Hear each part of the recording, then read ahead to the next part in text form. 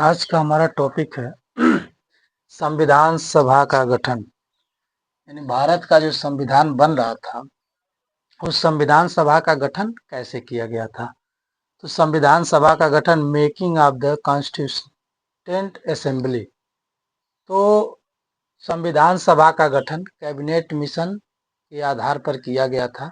यानी 1946 में 3 सदस्यीय cabinet mission lord Pethick Lawrence, Stafford Cripps और ए बी अलेक्जेंडर यानी वो जो कमेटी थी, जो कैबिनेट मिशन आया था भारत, उसके कितने सदस्य थे? 3 लोग थे कि एक प्रस्ताव के द्वारा भारतीय संविधान के निर्माण के लिए एक बुनियादी ढांचे का स्वरूप स्वीकार कर लिया गया, जिसे संविधान सभा का नाम दिया गया। यानी ये 3 सदस्यीय कैबिनेट मिशन भारत आया था, ये अपना प्रस्ताव लेके आया था। इस प्रस्ताव को भारतीय राष्ट्रीय कांग्रेस और ने क्या किया, इसको स्वीकार कर लिया गया। इसी प्रस्ताव को क्या कहा गया? संविधान सभा नाम दिया गया। दूसरा, कैबिनेट मिशन योजना के अनुसार यानी इसमें क्या क्या प्रावधान थे उसको हम समझते हैं। कैबिनेट मिशन योजना के अनुसार पहला, प्रत्येक प्रांत, देशी रियासतों व राज्यों के समूहों को उनकी जनसंख्या के आधार पर सीटें दी जानी थी। सामान्यतः 10 लाख जनसंख्या पर एक सीट। यानी जो कैबिनेट मिशन का प्रस्ताव था उसमें पहला प्रावधान क्या था? देशी रियासतें, ब्रिटिश अधिकृत क्षेत्र और 2 या 2 से अधिक राज्यों के समूहों को उनकी जनसंख्या के अनुपात में सीट को आवंटित करना था और लगभग 10 लाख की जनसंख्या पर एक सीट का आवंटन किया गया था। दूसरा समझते हैं, संविधान सभा की कुल 389 सीटें थी। कितना थी? जो संविधान सभा का गठन हो रहा था उसमें 389 सीटें थी।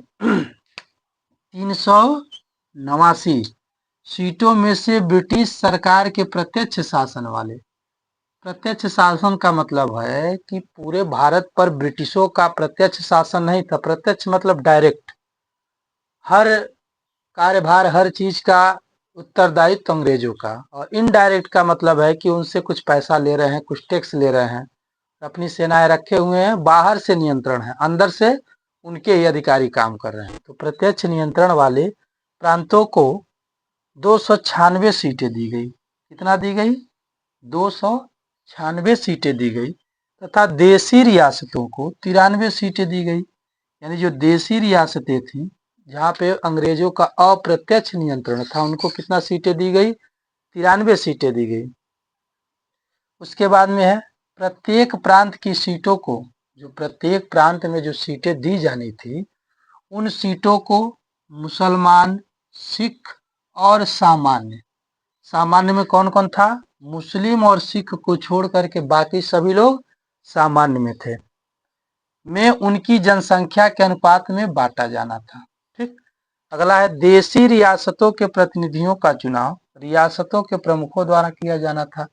यानी जो देशी रियासतों के प्रतिनिधि का चुनाव करना था और रियासतों के प्रमुख जो होते थे वो जिनका नाम निर्दिष्ट कर देंगे उसको चुन लिया जाएगा।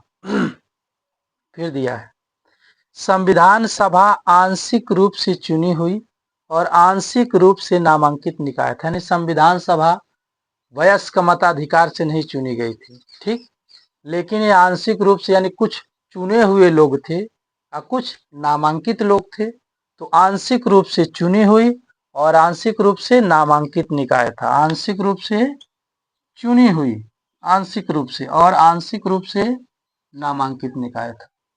उसके बाद अगला है, 296 सीटों पर जुलाई अगस्त 1946 में चुनाव हुए। 296 सीटों पर जुलाई अगस्त 1946 में चुनाव हुआ।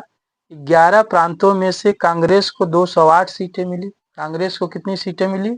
208 सीटें मिली। मुस्लिम लीग को 73 सीटें मिली और अन्य 15 सीटें अन्य छोटे छोटे समूहों को मिली। भले ही संविधान सभा वयस्क मताधिकार के रूप में निर्वाचित नहीं थी, लेकिन फिर भी इसमें ध्यान रखा गया था कि हर वर्ग के लोग हों, कोई वर्ग ऐसा नहीं था, इसमें 15 महिलाएं थी। अभी आगे हम पढ़ेंगे इस संविधान सभा का जो गठन हुआ उसमें 15 महिलाएं भी थी, 15 महिलाएं थी। हिंदू थे, मुस्लिम थे, सिख थे, आंग्ल भारतीय थे, पारसी थे। यानी कोई भी यह नहीं कह सकता है कि हमारे समाज का एससी एसटी, सारे समाजों के लोग थे। कोई ये नहीं कह सकता है कि हमारे समाज का प्रतिनिधित्व नहीं था, सभी लोग थे। तो संविधान सभा में कौन थी? 15 महिलाएं थी, इसको ध्यान रखना आपको।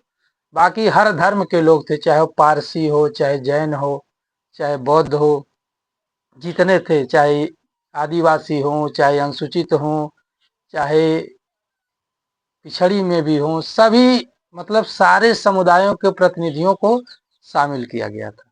चलिए आज के लिए इतना ही, बहुत बहुत धन्यवाद।